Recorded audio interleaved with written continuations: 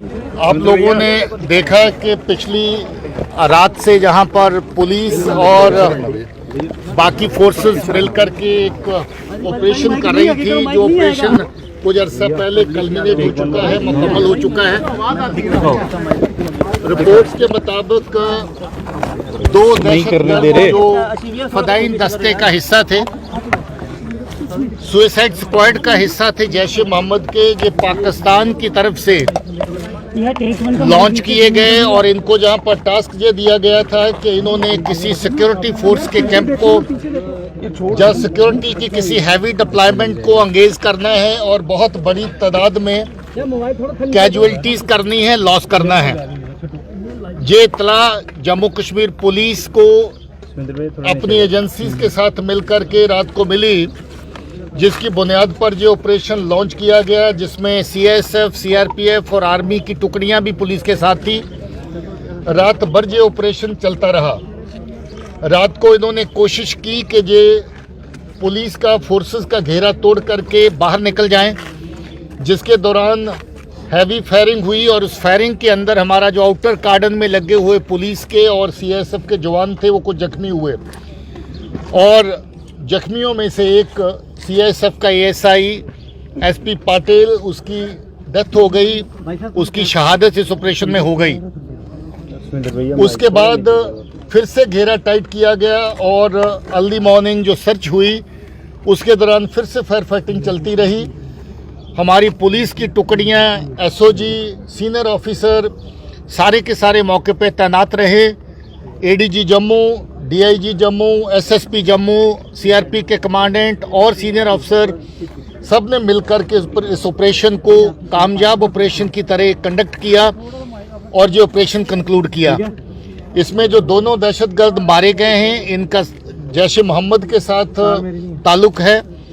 ये दोनों ही दहशतगर्द suicide waste पहन के आए थे ताकि जब कभी अच्छा एंगेजमेंट सिक्योरिटी फोर्स या किसी एक कैंप के ऊपर हो जाता तो ये सुसाइड वेस्ट को ब्लास्ट करने के बाद, गोलाबारी ख़त्म होने के बाद मरने से पहले और भी बड़ा नुकसान कर सकते थे और इनको इसी तरह की हदायत थी।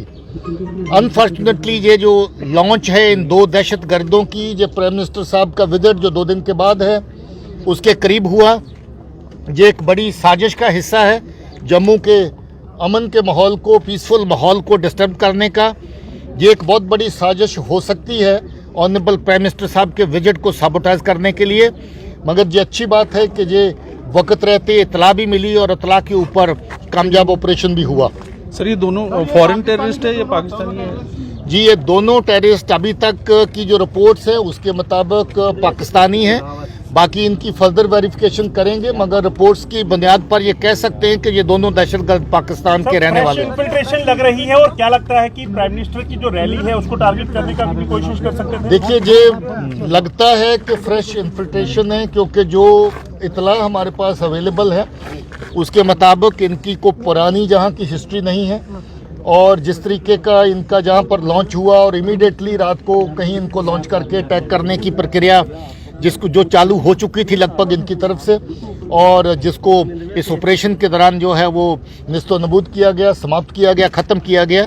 मुझे लगता है कि ये फ्रेश इन्फिल्ट्रेशन है। मैंने पहले ही कहा है कि अगर ये किसी सिक्योरिटी फोर्स के कैंप को या बड़ी डिप्लॉयमेंट को एंगेज करते थे, इस वक्त हम लोग अपनी तैयारी कर रहे हैं एक बहुत बड़े फंक्शन के लिए, प्राइम मिनिस्टर साहब के विजिट के लिए, तो ये डेफिनेटली उस विजिट के साथ जोड़ के उसको साबोटाज करने का भी एक साजिश है। सर, क्या क्या एमुनिशन और कुछ वहाँ से काफ़ी बड़ी तादाद में मिला है एमुनिशन। इनका 2 लोग थे मगर वेपन 3 मिले हैं, ग्रेनेड काफ़ी मिले हैं।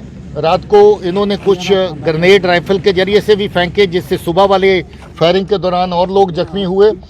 उसके अलावा इनके पास खाने पीने का सामान भी है, कोई एनर्जी ड्रिंक्स हैं, कुछ दवाइयाँ हैं जो ज़्यादातर फदाइन में हिस्सा लेने वाले जो टेररिस्ट हैं वो अपने साथ कैरी करते हैं, उस तरह का सारा सामान है। और फदाइन वेस्ट जैसा मैंने पहले कहा दोनों ने पहन रखी थी। सर, 3 वेपन मिले हैं, कोई चांसेस हैं कि कोई और भी हो सकता है इनके साथ? नहीं, वो इन्हीं के साथ थे तीनों वेपन, तो हम लोग ये कंक्लूड कर सकते हैं कि इतने ही लोग थे, उसके अलावा कोई नहीं था। सर, पीएम की रैली जो है वो भी निशाने पर थी इनके? नहीं, ऐसा कुछ नहीं कह सकते कि रैली निशाने पर थी। सर बॉर्डर पार से क्या इनपुट है, क्योंकि काफी दिनों से इनपुट चल रहा था कि काफी मौजूदगी वहाँ टेररिस्ट की आईबी पे दिखी है। देखिए, बॉर्डर पार में नकलो हरकत जो उनकी रहती है, उससे ये लगता है कि इन्फिल्ट्रेशन बार बार करवाने की कोशिश है। ये भी लगता है कि कुछ एक इन्फिल्ट्रेशन हुई, उसी का हिस्सा है ये जो दहशतगर्दों का 2 का फदाइन स्क्वाड जहां तक पहुंचा है। तो मुझे लगता है कि इन्फिल्ट्रेशन की बिड्स जो पहले से इस सेक्टर में आईबी के और जौहरी पुंछ के सेक्टर में तेज की जा रही हैं।